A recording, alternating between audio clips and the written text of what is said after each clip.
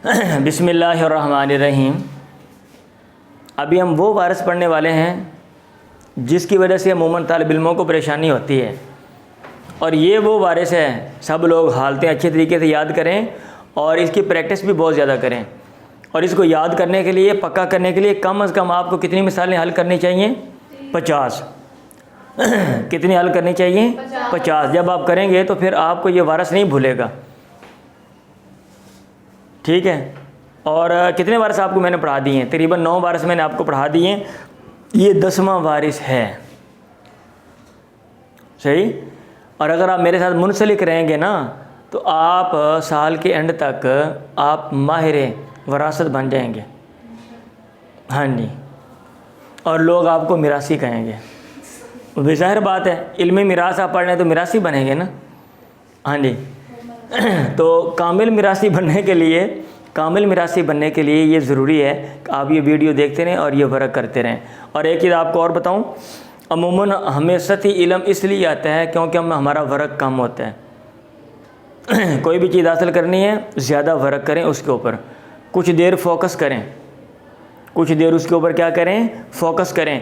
میں نے یہ وراثت پڑھی تھی 17 دن، اور میرے پاس ایسے طالب علم بھی آئے جناب، ایسے بلکہ استاد آئے مدرسوں کے، ان کو پتہ چلا بھی یہ وراثت پڑھاتا ہے، تو میں نے ان کو 2 دن کے اندر اتنی وراثت پڑھائی وہ پورا سال پڑھاتے رہے جا کے۔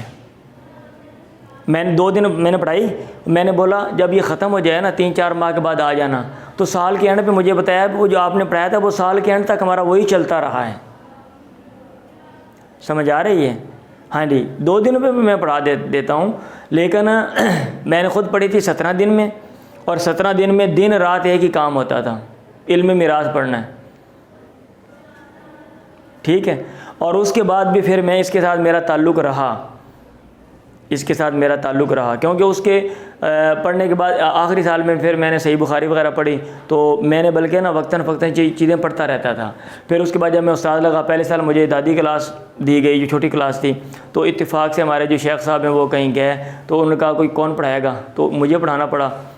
مطلب پڑھانا ایسے پڑھا کہ میں نے کہا میں پڑھاتا ہوں، کسی اور استاد نے کہا نہیں ہمارے لیے اوکھا کام ہے، ہم نہیں پڑھاتے، کلاس بڑی ہے، تعداد بھی 60-70 لوگ تھے، تو پھر میں نے وہاں پہ پڑھایا۔ پھر اگلے سال 1-2 سال کے بعد انہوں نے مجھے نا یہ کتاب بھی دے دی، تو پھر میں باقاعدہ میں پڑھاتا رہا ہوں، ٹھیک ہے؟ اور یہ سب سے مطلب ہے نا کیا کہتے ہیں، یوں کہہ لیں کہ جو آسان مجھے لگتا ہے نا پڑھانا وہ یہ ہے، کیونکہ اس میں نے نہ تو کتاب کھولنی ہے اور نہ دیکھنی ہے۔ میرا خیال ہے کہ پتہ نہیں کتنے سال ہو گئے کہ میں نے علم میراث کی کتاب کا منہ ہی نہیں دیکھا۔ جو چیزیں اس وقت استاد نے پڑھائی تھیں اور پکی کی تھیں وہی میں آگے ٹرانسفر کرتا ہوں، اور اس سے طالب علموں کو فن بھی آ جاتا ہے، ٹھیک ہے؟ کوئی بھی فن ہے نا، اگر آپ اس کے جو بیسک چیزیں ہیں آپ ان کے اوپر فوکس کر کے سیکھ لیں، وہ آپ کو گرپ ہے، کمانڈ ہے، تو پھر آپ اس میں آپ جتنا مرضی آگے چلے جائیں۔ اب دنیا کی میں کوئی بھی کتاب، مجھے اتنا پتہ ہے الحمدللہ، میں کتاب اٹھا لوں اور میں پڑھوں، اور ایسا نہیں ہو سکتا کہ مجھے سمجھ نہ آئے۔ صرف سمجھ نہیں آئے گا بلکہ مجھے یہ بھی سمجھ آئے گا کہ اس نے یہ غلط لکھا ہے یا صحیح لکھا ہے، اور اختلافات بھی سمجھ آئیں گے، اور اس میں خود اپنا ڈیسیژن بھی لیتا ہوں، طالب علموں کو بتاتا ہوتا ہوں، اور آگے بسا اوقات میں اپنے طریقے بھی میں نے مطلب بتائے ہوئے ہیں کہ بھئی وہاں جگہ فلاں پیچیدگی ہوتی ہے، وہاں پہ جو ہے نا میں نے اپنا طریقہ جو ہے وہ لگا دیا وہاں پہ کہ بھئی یہ طریقہ اپناؤ، یہ آسان ہے بنسبت کتاب والے طریقے کے۔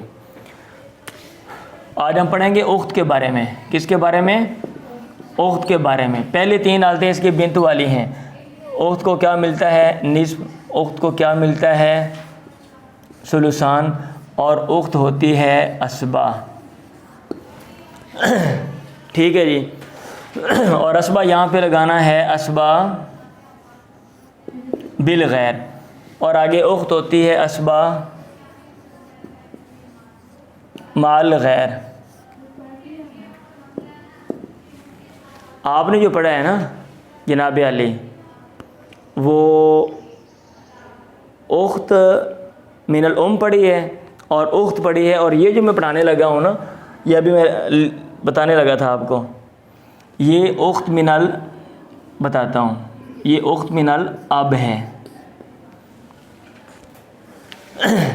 سگی بہن کی حالتیں پڑھی ہیں نا بھائی، سگی بہن کی جو پہلی 3 حالتیں کس کی طرح تھیں؟ بیٹی کی طرح تھیں نا، بیٹی کی طرح تھیں، ہاں جی۔ تو سگی بہن کی حالتیں جو ہے نا اخت من الاب کے ساتھ آتی ہیں، پلس کچھ اور آتا ہے۔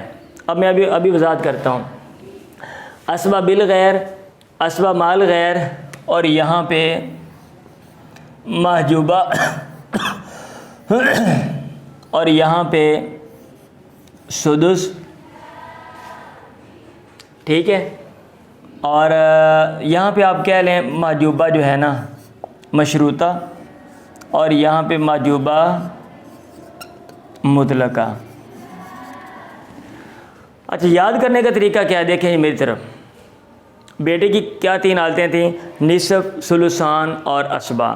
بہن کی 3 حالتیں کیا تھیں؟ جو سگی بہن آپ نے پڑھی ہے، سگی بہن، یہ تو باپ کی طرف سے بہن ہے نا، سگی بہن آپ نے پڑھی، کیا حالتیں تھیں؟ یہی تھی۔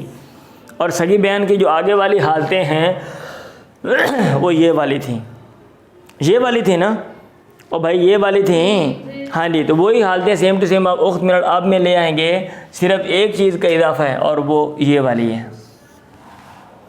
اب ہم اس کی وضاحت کرتے ہیں، یہ کیسے اب ہم اس کی وضاحت کرتے ہیں۔ دیکھیں نصف کب ملتا ہے؟ جب اخت اکیلی ہو۔ ثلثان کب ملتا ہے؟ جب ایک سے زائد ہوں۔ اسبہ بالغیر کب ہوتی ہے؟ جب کس کے ساتھ آئے؟ اخ من الاب کے ساتھ آئے، اپنے بھائی کے ساتھ آئے، یہ یاد رکھنا ہے، مطلق اخ نہیں کہنا، اخ کے ساتھ آ جائے تو۔ اور اسبہ مال غیر کب ہوتی ہے؟ جب بنت الابن کے ساتھ آئے۔ اور محجوبہ مشروطہ کب ہوتی ہے؟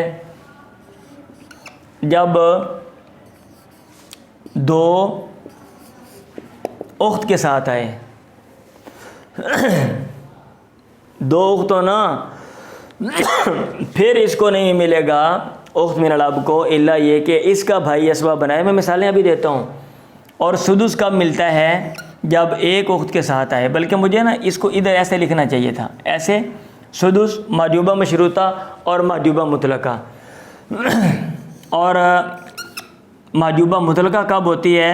جب اب موجود ہو، باپ موجود ہو، اور مذکر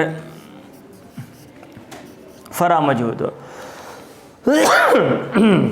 ہاں جی یاد رہے گا۔ دیکھیں جی ان کی مثالیں دیکھیں، ہر ایک کے نیچے میں مثال دے دیتا ہوں، ہر ایک میں آسان کر کے مثال بناتا ہوں۔ یہاں پہ ہے جی اخت من الاب، اور یہاں پہ ہے ام ہمیشہ اسبا، اور اخت من الاب اکیلی، اس کو ملے گا سدس۔ اصول نمبر 1، مسئلہ بنائیں گے 2 سے، ایک اس کو اور ایک اس کو۔ یہاں پہ دیکھیں جی 2 اخت من الاب، اور یہاں پہ یہ تو اسبا، اور 1 سے زائد ہیں، ان کو ملے گا ثلثان۔ اصول نمبر 1، مسئلہ آپ بنائیں گے 3 سے، تیسرا حصہ آپ اس کو ڈبل اور اس کو 1 دے دیں گے۔ صحیح ہے جی۔ اخت من الاب اور اخ من الاب، یہ بنیں گے اسبا۔ اسبا کون سے؟ اسبا بالغیر، اور مسئلہ بنائیں گے ان کی تعداد سے۔ اصول نمبر 5، 2 اور 1 3، مسئلہ بنائیں گے 3 سے، 2 اس کو اور 1 اس کو۔ سمجھ آ گیا؟ نہیں سمجھ آ رہا بھائی؟ پیچھے والا یہ سارا پیچھے والی چیزیں ہی ہیں، تو اشارہ تو کر دیں مجھے کم از کم۔ اچھا بھائی، اخت من الاب، اور یہاں پہ ہے بنت کی پہلی حالت نصف، اور یہ اسبہ مال غیر، مسئلہ 2 سے، 1 اس کو اور 1 اس کو۔ اور جن لوگوں کو یہ چیز نہیں سمجھ آ رہی بھائی صاحب، وہ پیچھے والے مسئلے جو ہیں نا، جو میں نے حل کروائے ہوئے ہیں، پیچھے لیکچر دیے ہوئے ہیں، وہ دیکھ لیں وہ، اور شروع سے ترتیب کے ساتھ دیکھیں وہ۔ ہاں جی آگے محجوبہ مشروطہ، بلکہ یہ میں پہلے کرتا ہوں سدس والے۔ اور یہاں پہ ہے اخت، اور یہاں پہ ہے اخت من الاب، اور یہاں پہ ہے تو یہ اس کو ملے گا نصف، اور اس کو ملے گا سدس، ایک بہن کے ساتھ آئی ہے، اور یہ اسبا نصف فریق ثانی کے ساتھ، مسئلہ 6 سے، اس کو 3 اور اس کو 1 اور اس ٹھیک ہے جی۔ اب یہ محجوبہ مشروطہ کی طرف آ جاتا ہوں۔ 2 اختوں تو نہیں ملے گا، یہاں پہ ہیں 2 اخت، اور یہاں پہ ہے اخت من الاب، ان کو ملے گا ثلثان۔ اور یہ محجوبہ میم لکھ دیا، مسئلہ بنائیں گے 3 سے 2 ان کو دے دیا اور اس کو نہیں ملے گا۔ اب اسی مسئلے میں یہ دیکھیں، اگر اس کے ساتھ آ جائے بھائی، اگر اس کے ساتھ آ جائے بھائی اخ من الاب آ جائے تو یہ اس کو اسباب بنائے گا، جو آپ نے ایک بچایا ہے وہ آپ اس کو ایک اس کو دے دیں گے، ان کو دے دیں گے۔ کلیئر ہے جی؟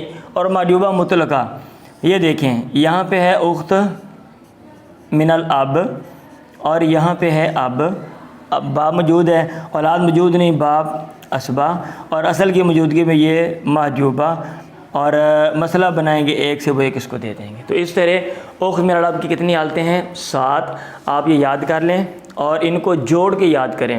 جوڑنا کس کے ساتھ ہے؟ بیٹی کے ساتھ اور اخت کے ساتھ۔ اخت من الاب کو کس کے ساتھ جوڑنا ہے؟ ہاں جی۔ اب میرا طریقہ یہ ہوتا ہے، عموماً جو ہے نا، ابھی ٹائم شارٹ تھا اس لیے، ادروائز میں یہ کرتا ہوں، میں پیچھے والی حالتیں لکھتا ہوں اخت کی۔ تو طالب علم کہتے ہیں سر جی یہ ہم نے پڑھ لیا ہے، میں جان بوجھ کے میں کہوں یار نہیں پڑھا، کہتے پڑھا دیا آپ نے۔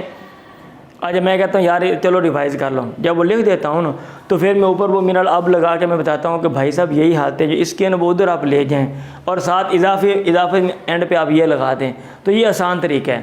اور طالب علموں کو چونکہ یہ بتایا نہیں جاتا، طالب علم جو ہے نا وہ کنفیوز ہو جاتے ہیں پوتی کی وجہ سے، اور اخت اور اخت من الاب کی وجہ سے اگر مسئلے میں آ جائے نا تو عموماً طالب علم کنفیوز ہو جاتے ہیں اور وہ مسئلہ صحیح حل نہیں کر سکتے۔ آج کے لیے اتنا ہی کافی ہے، انشاءاللہ آگے ہم پریکٹس کل کریں گے۔